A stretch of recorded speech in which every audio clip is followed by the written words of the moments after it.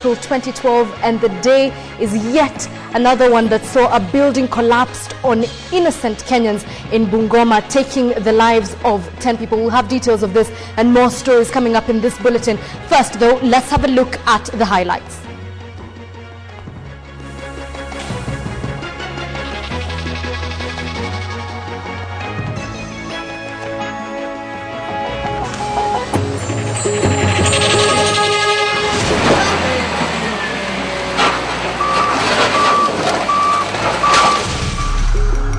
One dead, several injured as building collapses in Bungoma.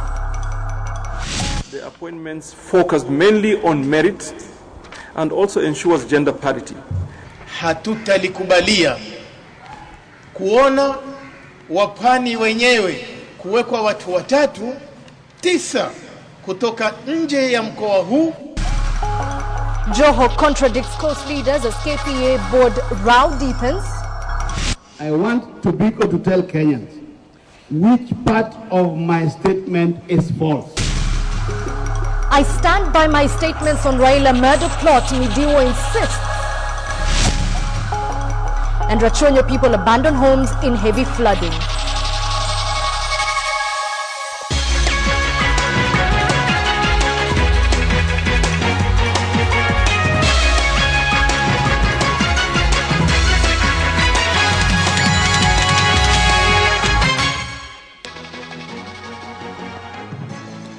Good evening, I'm Edith Kimani. Michael Oye will be joining us tomorrow evening, but onwards, one person has been confirmed dead and 10 other people are believed to be trapped in a building that has collapsed in Bungoma. 5 people have been rushed to the Bungoma District Hospital after they suffered serious injuries in the incident. Now, residents claim that the collapse was not because of the rainfall, but because of poor workmanship. Tragedy hit Bungoma County 4:30 p.m.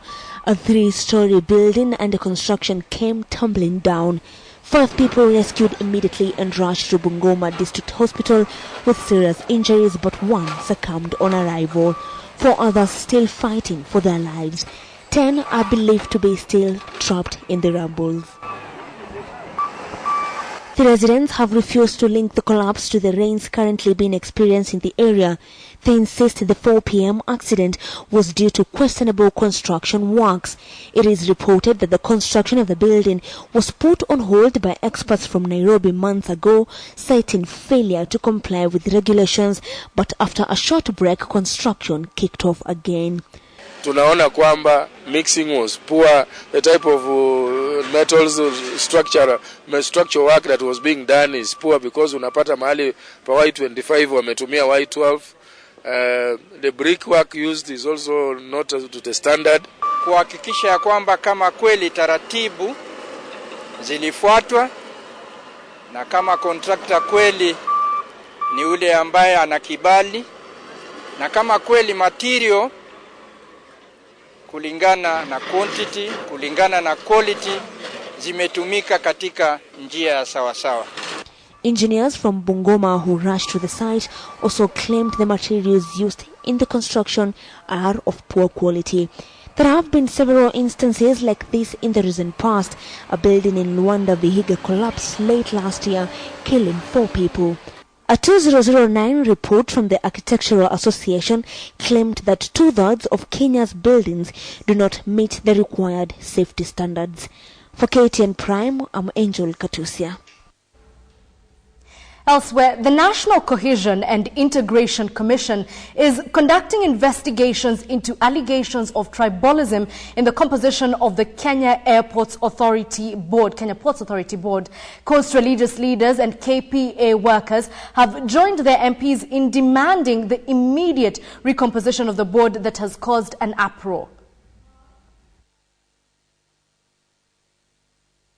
The Council of Imams and Preachers of Kenya joined the growing list of leaders dissatisfied with the newly gazetted board of the Kenya Ports Authority, KPA. Led by Sheikh Mohammed Khalifa, the Imams criticized the government for sidelining the coast region while appointing the board. They now want 75% of the board members to hail from the coastal region. Hatutalikubalia kuona wa Pwani wenyewe kuwekwa watu watatu, 9 kutoka nje ya mkoa huu, nje ya kaunti hizi, na kuletwa watu wa eneo moja. Twasema tunataka tuongezewe hawa watatu, ni sawa na ni furaha kwetu, lakini idadi izidishwe. A union representing the ports workers has also forwarded their petition to the Prime Minister, lobbying for the selection of a new board in line with the Constitution. If the government intends to become stubborn on the issue which we are raising in that memorandum which we are sending to the President and the Prime Minister, our weapon as workers is to use solidarity and down tools. We have no other better weapon than that. Transport Assistant Minister Hassan Joho has, however, differed with fellow leaders from the region on the issue. The Kisauni MP says the board was rightly constituted. I can also confirm that there is no dominance of ethnic group in the management of KPA. The contention over the KPA board that was gazetted just last week is that 9 out of the 14 existing members have origins from central Kenya. The man in charge of the country's Cohesion and Integration Commission, NCIC, has vowed to get to the bottom of the matter. We have received a complaint from an organization in Mombasa. And as usual, when we receive complaint from the public, we are under obligation to investigate that matter to the logical conclusion. For KTN Prime, I'm Asha Mwilu. Well, you've heard what the MPs have to say, and NCIC say they're going to kick off investigations, but we want your opinion. And on tonight's big question, we're asking, do you support the coast leaders and imams on their rejection of Kenya Ports Authority board members? Send us your yes or your no answer with a short comment to the number 8040, and we'll sample some of them during this live newscast. Well, Joint Government Chief Whip Jakoyo Midiwo has threatened to go public on the details surrounding the alleged assassination plot on Prime Minister Raila Odinga. Midiwo accuses the state of conducting shoddy investigations into the claims and issuing an arrest warrant against him. He is now challenging the Director of Public Prosecutions, Keriako Tobiko, to prove he falsified the information, saying he is not intimidated by the arrest warrant against him. KTN's Samogina with the details. He is back in the country after a 2-week parliamentary business in South Africa. Controversial Game MP Jakoyo Midiwo threatening to spill more beans in the acrimonious assassination claims on Prime Minister Raila Odinga if police do not conduct proper investigations. You cannot threaten me with an arrest. After all, how many people have been arrested? So I want to say this to the police. You either investigate or I will talk. The Game MP has challenged DPP Keriako Tobiko to validate that his statement was false. Midiwo says it is suspect that only his statement was made public in a file presented to court, yet other people he named in the alleged plot had been grilled and recorded statements, but theirs were omitted. I want Tobiko to tell Kenyans which part of my statement is false. And if I am wrong, why have they added 60 additional police officers in Raila's security? Tobiko ordered for the arrest of Midiwo for allegedly falsifying information on his claims of a plan to kill the PM, but immediately the ODM legislator obtained a court order blocking his arrest. Midiwo maintains the assassination claims are real and the PM's security should be assured. The police should not allow themselves to be misused by politicians. In his statement at the Criminal Investigations Department, Midiwo named top government officials and a high-ranking security officer for plotting to invite mercenaries to execute the plot. Midiwo alleged that a meeting was held on the 2nd of April 2012 that lasted up to 2 in the morning at a city hotel. Midiwo first made the claims in Bondo, setting off anxiety in the country. They want to get rid of him. Consequently, the Prime Minister's security was scaled up, receiving additional 60 security officers to keep him safe. Samogina, KTN Prime. Well, let's now look at a man who has not been short of controversy. He has been jailed. His wife died while he was away, and he says that he is now a transformed Christian and has abandoned the Mungiki leadership tag. But trouble and drama seem to follow him everywhere he goes. So what really is the trouble with Maina Njenga? Well, Sophia Wanuna sought to find this out next with Maina Njenga one-on-one. Gema meeting that was held in Limuru a few weeks ago. Why do you think you were denied a chance to address the congregation at that particular meeting? They had their own agenda that they had set. So they thought that whenever, if I come there, I would say something out of what they had planned, because they planned long time ago. But I don't say we have a very bad blood with them, because even if we meet with them, we shake hands, we talk. There's no problem. Is that why you organized the Limuru 2B meeting? Was it a counter meeting to now make known the sentiments you had for the earlier Gema meeting? And I thought it's wise for us youth to come together. And by coming together, we wanted to show them that also we can do a meeting like that. But also it is also better we do a meeting together with them. It was alleged that the 2B Limuru meeting was being organized to sort of like relaunch the Mungiki, and that is why apparently the police had to cancel it. What do you have to say about that relaunch? One thing you have to realize is that we had the permit of the meeting, and these policemen were working under instructions of certain political persons who don't want the central Kenya to be felt that they are out of their control. Why do you think they want to finish it? I think it is the only problem of leadership, whereby they believe that they can be able to bring the whole community together, and maybe they think I'm looking for the leadership of central Kenya. Who are these youth then? Even when you were taken to custody at the police station, there were all these youth waiting outside. Who are they? Who are these people? It is not that every person meeting together youth Mungiki. No, these are just common Kenyans who want to come together and give out their ideas to the people of Kenya. Why are you anti-Gema? The time for Gema is out. We need to bring all the other tribes together, because we have seen the problems that have been facing our community. Now, when people gathered, young men gathered in central Kenya, other people gathered in Rift Valley. Eventually, they were gathering for good cause. You're talking about the agenda and what should be done to bring the whole country together and avoid the tribalism kind of politics. So are you then intending to run for a political seat and then lead this way in how it should be done? Now that one I'll talk about it very soon. And let me first of all have some problems I want to solve, then I'll talk about it. Whether you believe the now church leader is up to your discretion, but in part 2 of our feature on Kibera slum upgrading project saga, Angel Katusia finds out from the Ministry of Housing what their position is regarding the invasion of the project by the middle class. The permanent secretary says, yes, there's something fishy going on, but why? And who is responsible? Well, here's Angel Katusia with the details. The evidence of wealth and money is openly in display in these decanting Langata flats meant purely for the poor. And as the rich continue pushing the poor out of what was supposed to be their promised land, their Canaan, waliwatoa kwa hizi estate kubwa kubwa kama Ngumo, High Rise, huko Nairobi West. If these houses are targeting the slum dwellers and you deliberately come to take advantage of their position to take the house so that you pay lower rent, possibly access the services, and without caring that you are actually pushing them back into the slum, then the program may not continue. The Minister of Housing, which runs this project, indeed agrees there is a challenge, and of course there is a blame game.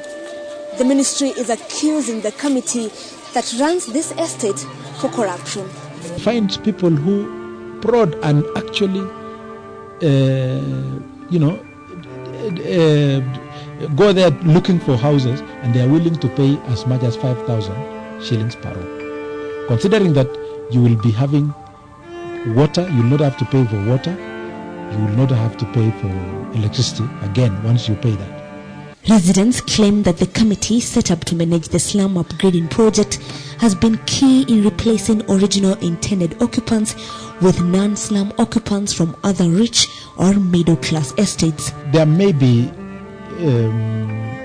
incidences where the committees that are running the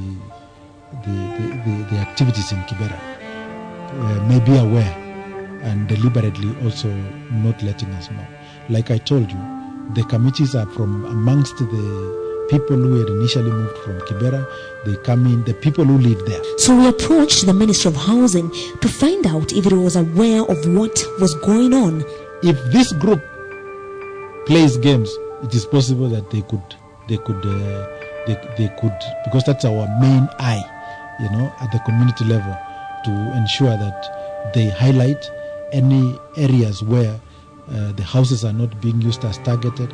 The people who live there are not the ones whom they came with from Kibera, and that kind of thing. So that whenever we find incidents like that, we take very decisive action. The ministry conducted a few checks on the houses soon after the project was launched. The PS admits that the checks fizzled out with time and paved way for corruption. What we do is to go through the houses, who is occupying, and basically to ensure that the deserving people whom we initially moved into the relocation housing still occupy. The ministry still insists that 95% of those who occupy the houses are genuine occupants, contrary to what the residents here say. Kama viongozi hao wakubwa wa hizi wenye waliandikwa wakubwa kwa hizi manyumba ndio walitolea kitu kidogo kidogo juu, hata ukiwaona sio ni wageni na wenye tulitoka huko tumejuana. Ukiingia kwa nyumba ya mtu ako na fridge, ako na butterfly, ako na oven, ako na kila kitu yenye natumiwa stima. Now the living conditions within the rooms, that is a matter that we need to really investigate, because when we look at the socio-economic status of those people, there are things which we expect of them, and those could be indicators.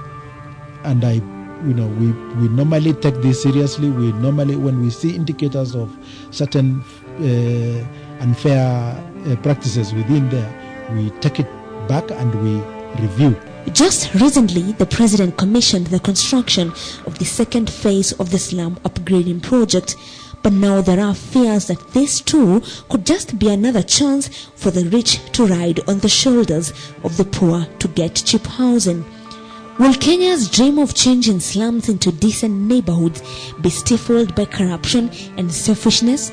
Or does the government have any plans to vet those who benefit from the slum upgrading? For now, the Minister of Housing seems to have no answers to these questions.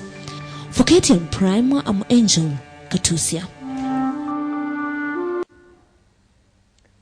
Let's now take a reminder of our big question this evening, and we were asking, do you support the coast leaders and imams on their rejection of KPA board members?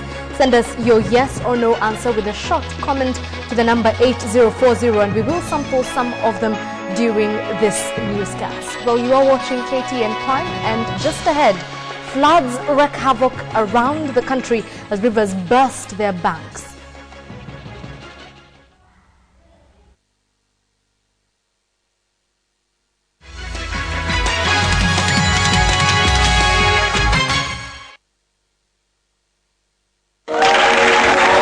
Keroche Breweries Limited, leaders in quality. And now, introducing another one from the home of quality. Triple distilled Crescent Vodka, now available. The home of quality. Truly Kenyan. From the seaside to the lakeside, from the mountains to the valleys, from the bright lights to the far north. No matter what the job, no matter where it takes you. Test drive one or more of Nissan's range of pickups at your nearest DTW dealer. Nani kama Nissan?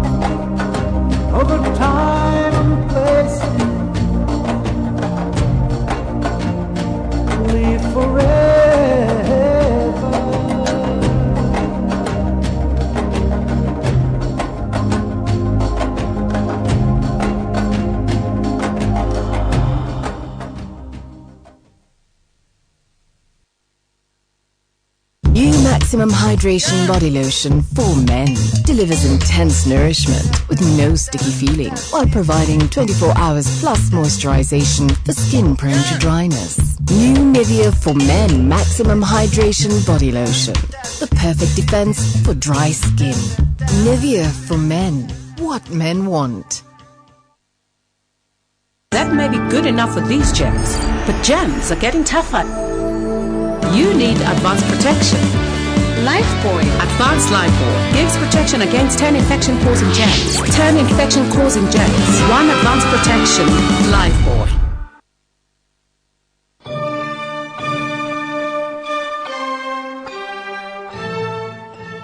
Wakenya wenzangu, mimi ni mwenye nchi kama wewe, au sio?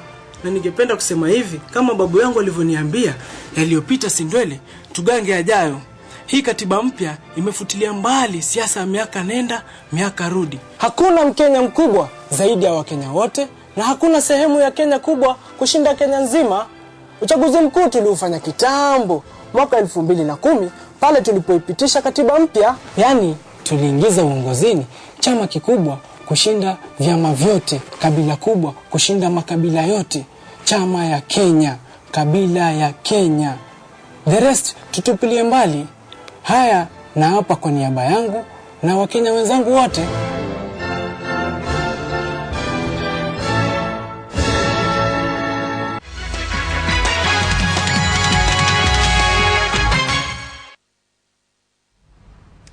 Welcome back to KTN Prime. Over 5,000 internally displaced persons of Nyamira and Kisii counties were given 10,000 shillings each 4 years after they were displaced from their homes in the post-election chaos.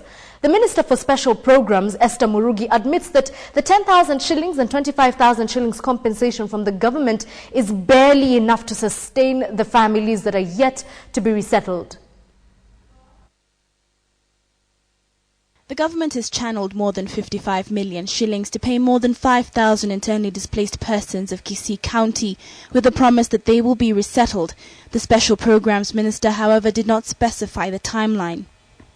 Washa tuwajenge manyumba, sababu 25,000 hawezi kujenga nyumba.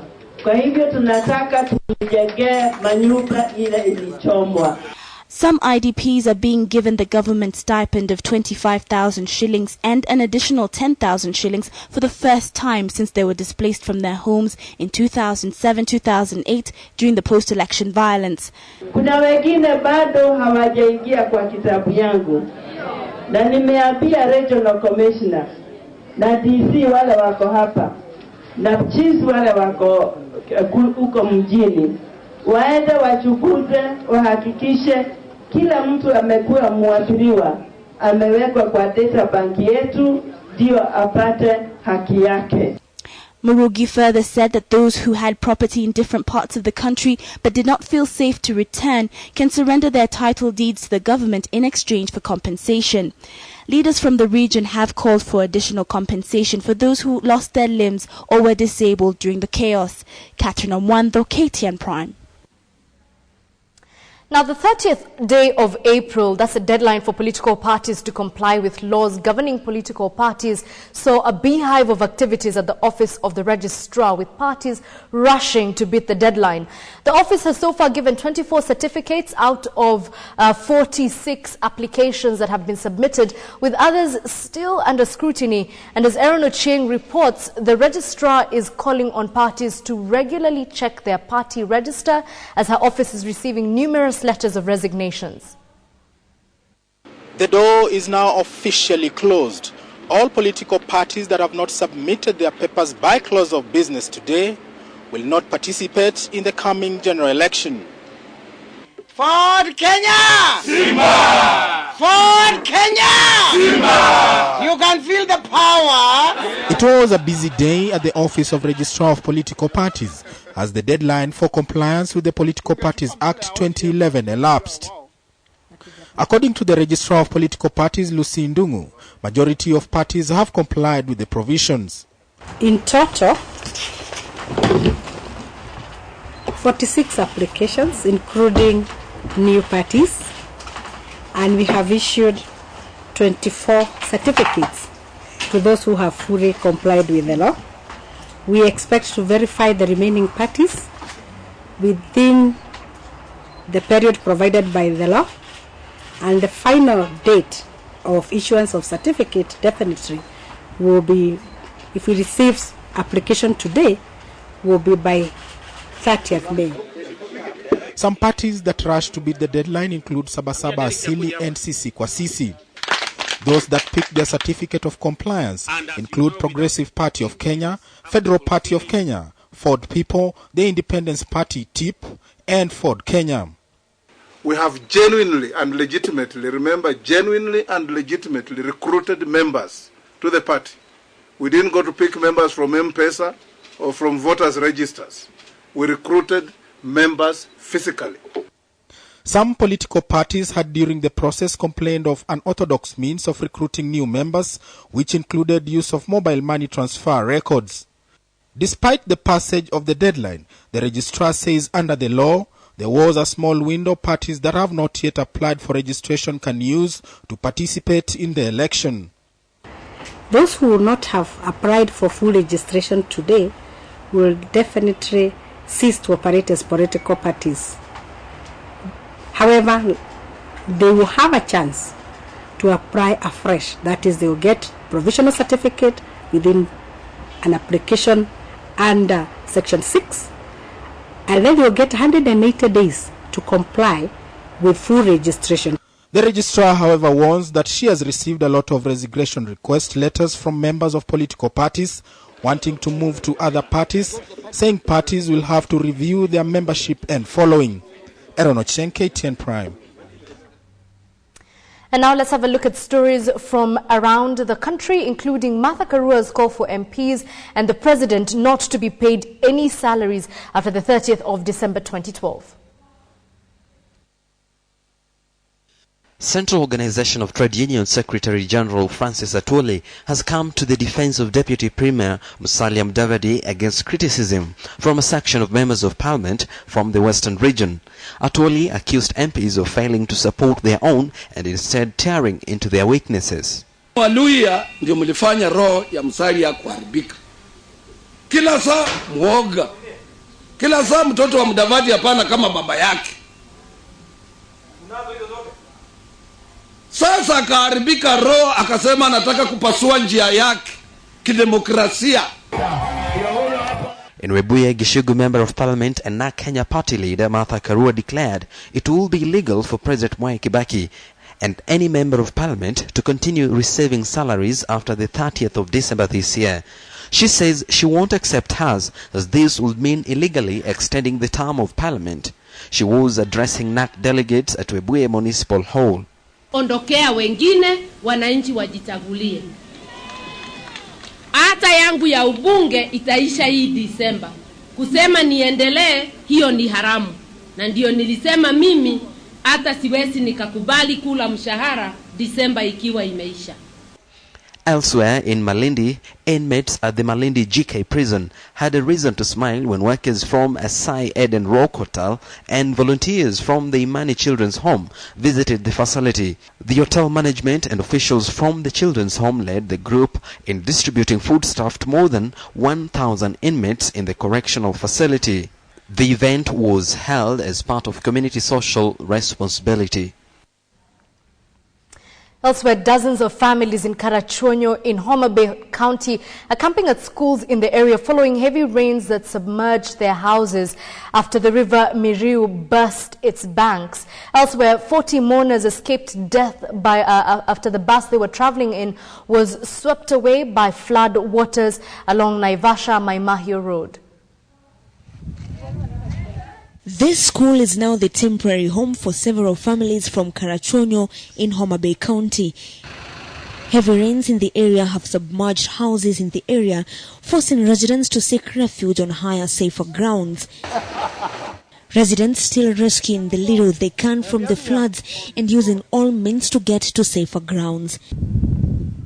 This is the scenario in Karachonyo. One would mistake it for a lake.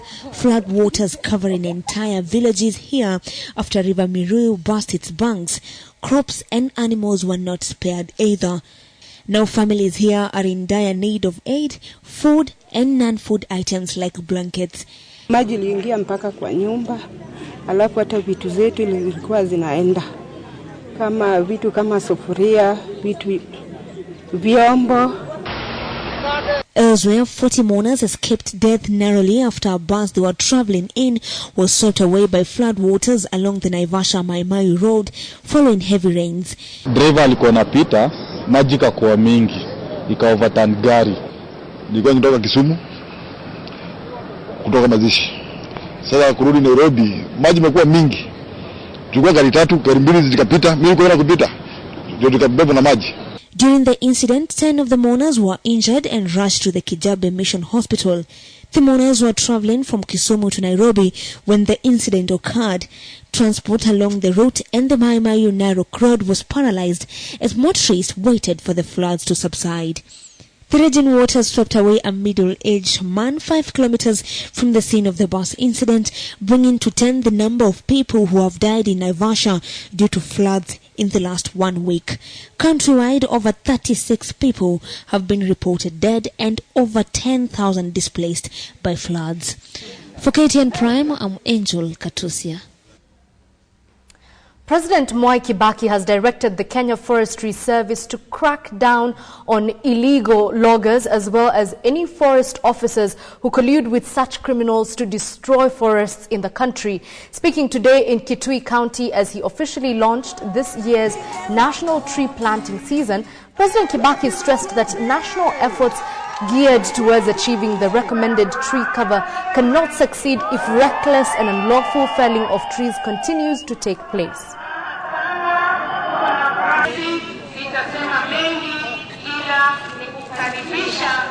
Mji huu utakuwa mkubwa kwa sababu umezungukwa na sehemu ambazo zote zaendelea kuinuka. Anajua mahali hapa itakuwa ndio mahali pa kujengwa viwanda ambavyo vitatumikia East Africa, Afrika yote hii. Now to a weekly political feature, Spotlight 2012, and President Mwai Kibaki surprised the nation with his own report card summarizing his 2 presidential terms. Candid and delivered with humility, the State of Nation address highlighted his great achievements. Now the Kibaki report card is the focus today in our political segment, Spotlight 2012. Watch.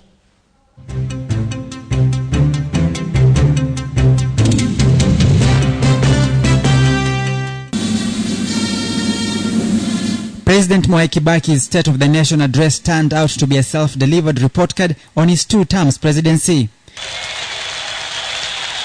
He goes into the country's history books as the president who led the country into the Second Republic. Kibaki midwifed the new constitution, making amends of the 2005 flop referendum. The enactment of our constitution 2 years ago was an important milestone in our nation's history. Our Second Republic was born after many and successful attempts spanning over a 20-year period. In his State of the Nation address, Kibaki swiftly moved to implore Parliament to fast-track the Constitution implementation process to underpin the Constitution's significance to its legacy. Analysts say that the new Constitution was the highlight of Kibaki's presidency and that the reform process is an imprint in Kibaki's legacy. The time for reforms had come. I think Kibaki presidency and style of leadership was timely. It came in at the right time because a country has also a life cycle. There is time when some degree of dictatorship is required, and there's a time when some degree of freedom is also required. An economist, President Mwai Kibaki will also be credited for the country's economic growth from a low of 0.8% in 2003 to above 7% in 2007. But the election turmoil of 2008 caused a nosedive in the economic growth rate. Kibaki was also a trailblazer in the development of infrastructure sector, with major highways going through radical facelifts.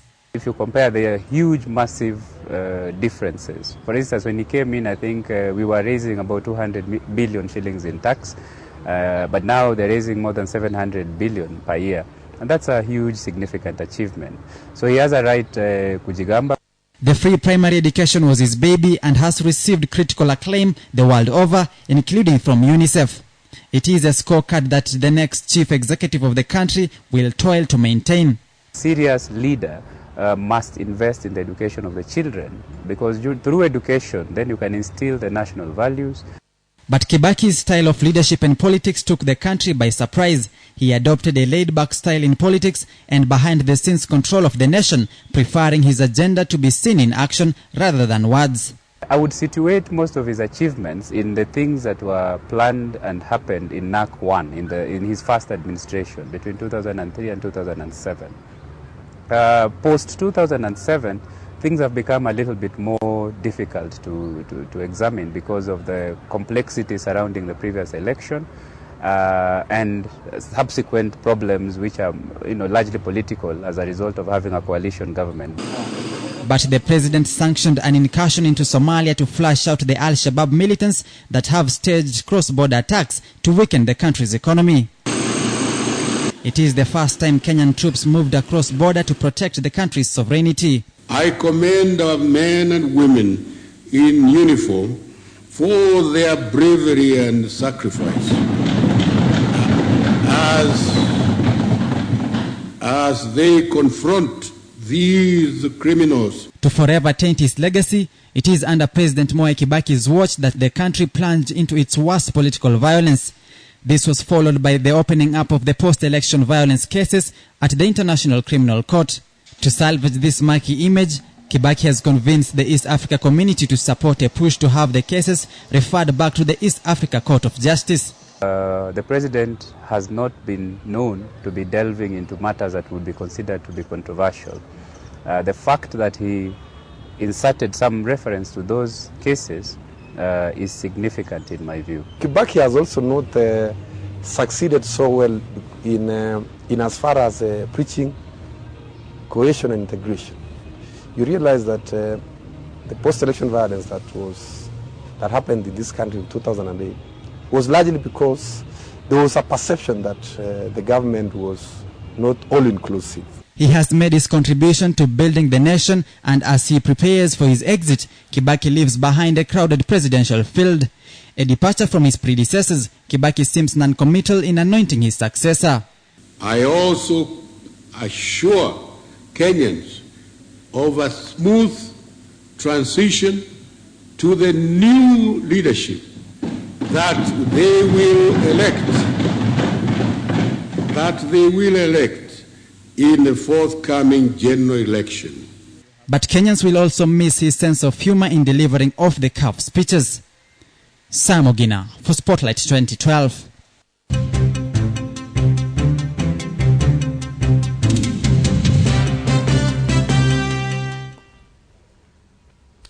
Well, Zawadi Mudibo now joins us in studio, and he is now Mr. Zawadi Mudibo. I said that because there's a woman who carries your name now, a Mrs. Congratulations. Thank you very much, Edith. Good to see you after a long time. Indeed. What's in business today? You've come back with good news, I understand. Now, so much coming up in business, including the fact that inflation has now slowed to about 13%. We have details of that, and of course, more news in the business news bulletin coming up.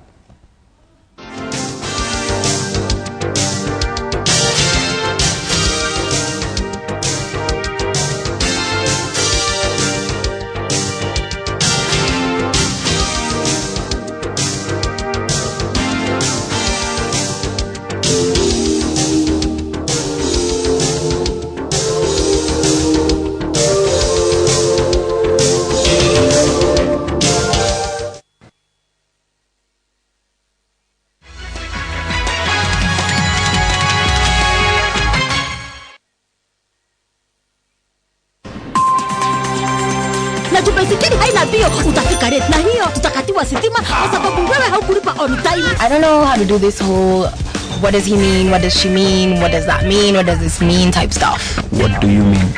I don't know where you're at or what your deal is right now, but you ain't even asked me once why I came all the way to Africa. What does a boyfriend do? Boyfriends are people who help people. It's okay. I already know that you've never had a boyfriend. What do you mean? A lion sleeps for like 20 hours a day. That's awesome, isn't it? Yeah, but how was it decided that the lion is the king of the jungle if he's always asleep? Avoid the hustle. Avoid the queues. Pay your electricity bill 2 days before the due date or earlier at any Easy Pay point anywhere in Kenya. I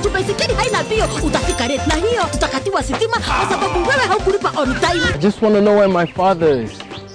Why is this such a big deal?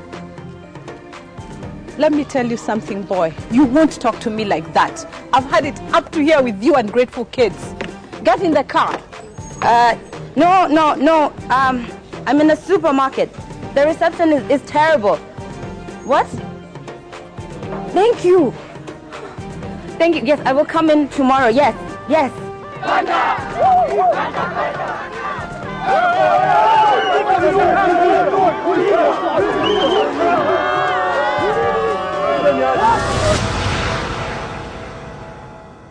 Avoid the hustle.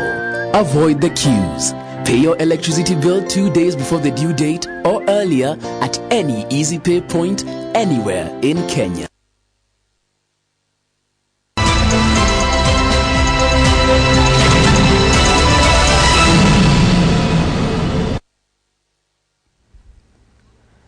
A very good evening, and thank you for tuning in to your home of business. This is KTN Business Today, and my name is Zawadi Mudibo. Now, we go on to look at good news here we have for you, where you can now look at better economic times ahead following the ease of inflation for the fifth straight month to 13.01% in April, down from 15.69% recorded in March. Now, the drop in the inflation rate is the lowest since May 2011, when it stood at 12.95%.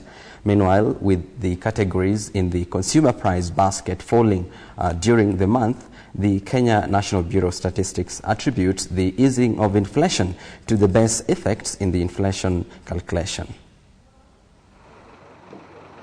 Despite the drop in the rate of inflation, there was a 0.92% rise in consumer prices, with the consumer price index rising to 133.74 from 132.51 previously. This has once again heightened the prospect that the Central Bank of Kenya might yet again hold its rate steady at 18% when the MPC next meets on Thursday. However, some analysts are of the opinion that it will be a tough task for the CBK to maintain its benchmark lending rate, with inflation dropping despite much public outcry over the high interest rates. Further, data from the Kenya National Bureau of Statistics shows that food prices rose 1.21% in April, driven by increases in the prices of milk, potatoes, maize flour, and onions, while there was significant drops for tomatoes, sugar, cooking fat, bananas, and spinach. Transport costs rose 1.67% during the month, largely as expected, after an increase in the cap for diesel and petrol prices that also pushed bus fares higher. Meanwhile, Uganda's year-on-year inflation fell for the second straight month in April to 20.3%, owing to slowing food prices, according to the statistics released by the Ugandan Bureau of Statistics. Michael Karanja, KTN Business Today. Now, at the onset of the rollout of fertilizer subsidy program, massive diversion of the input into Uganda, Tanzania and Rwanda were reported. Now, lately, though, the outcry has been on small-scale farmers who need it most not accessing it. However, with a demand of about 500,000 metric tons locally against government's 150,000 tons of fertilizer subsidy, questions abound about the fertilizer program structure. Is it working? The planting season is here and farmers countrywide have been tilling their parcels of land in readiness for planting. For many, though, the journey has been torturous as they move from place to place in search of this precious farm input, fertilizer. On several occasions, the outcries resulting into street protests. Tunahitaji mbolea isikuwe centralized. Tunataka distribution centers. Zingine zipelekwe mahali ambapo wakulima watapata kwa njia rahisi. Government subsidy program through the National Cereals and Produce Board has been commended and condemned with equal measure thanks to the arguably unfair distribution method.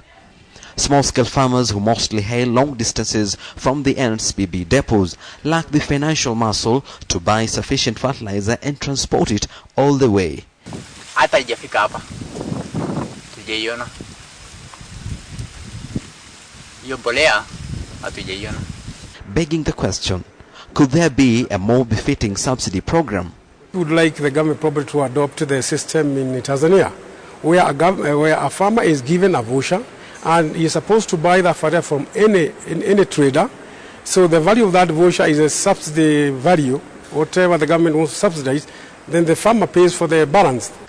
A section of sector players have raised concerns on the move by government to import the subsidy through the NCPB against the law, citing the NCPB Act that only mandates it to deal in cereals and maintaining government strategic reserves and not fertilizer. Our efforts to contact the NCPB boss Gideon Misoi for comment, however, proved futile as his cell phone went unanswered. Most importantly, though, it is the hope of many that the issue will be solved amicably.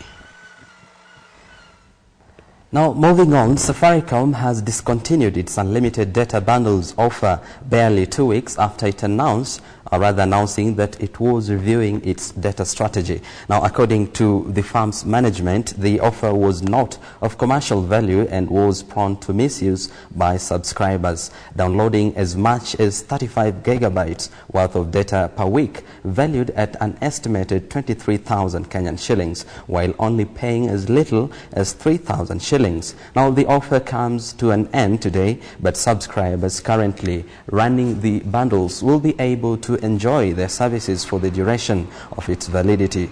But even as Safaricom cuts its losses from the service, its rival Telkom Orange has introduced a cheaper unlimited internet access tariff in an effort to curb the growing dominance of Safaricom in the mobile data market. Now, the internet market is becoming more important for the mobile telephony firms that have been a vicious, or rather seen a vicious price cut earnings war in the voice segment.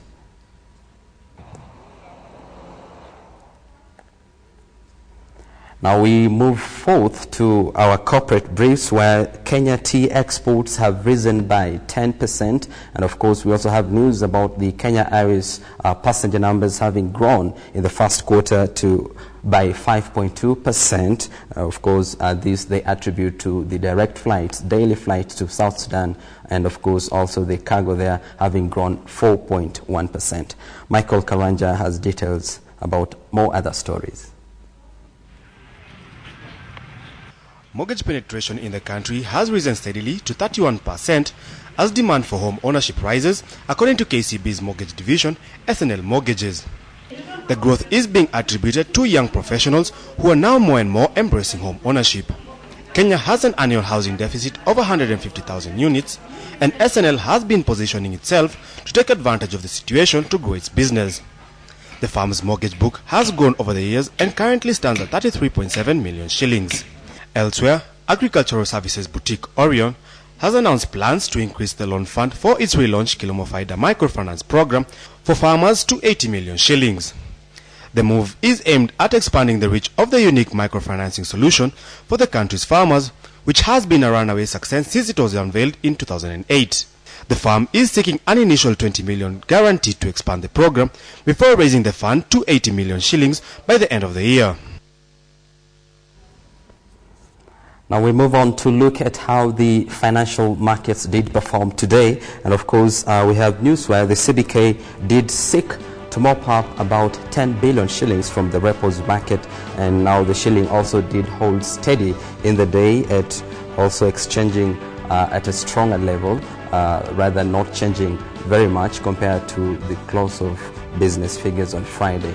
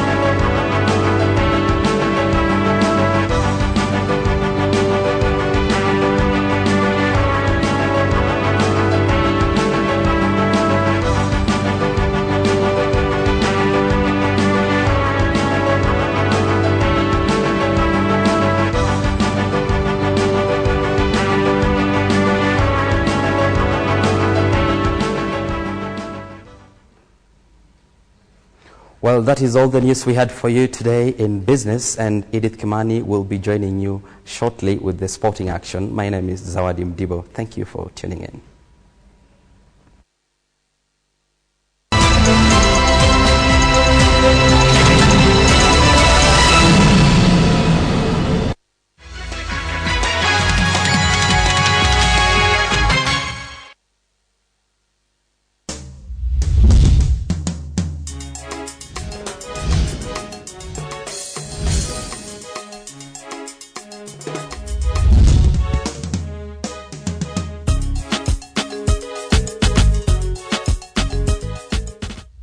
Okay, mwenye anafaa kublemiwa hakuna, tuwezi sema ni mtu yoyote, cause hao wote wawili wako na fault. Juka Chile anafaa kwa prepared, anafaa kwa najua zile consequences atafesa kipata ball. Na Charlie pia anafaa kwa responsible. Hata mimi naona tu ni both, cause wangekuwa serious ama wangekuwa napendana, wangekaa wa agree before wafanye hivyo, ama wafanye sex. Dem akiget pregnant afai kublame Charlie. Sababu angesema yeye itumiwe. Yeye angesema itumiwe kama kwa ready to get pregnant. And if the man was not ready, hata yeye angesema. Here at Viceroy, we never stop passionately crafting our barrels and maturing our brandy the traditional way. Viceroy Cocktails. Viceroy Horse Neck. The ingredients: 1 shot of Viceroy brandy, 4 shots of dry ginger, 1 lemon peel, and 2 ice cubes. Place the spiral lemon peel into a Collins glass. Secure one end of the peel over the lip of the glass. Add ice cubes to the glass, then pour in the ginger ale and Viceroy brandy. So you can keep on enjoying it.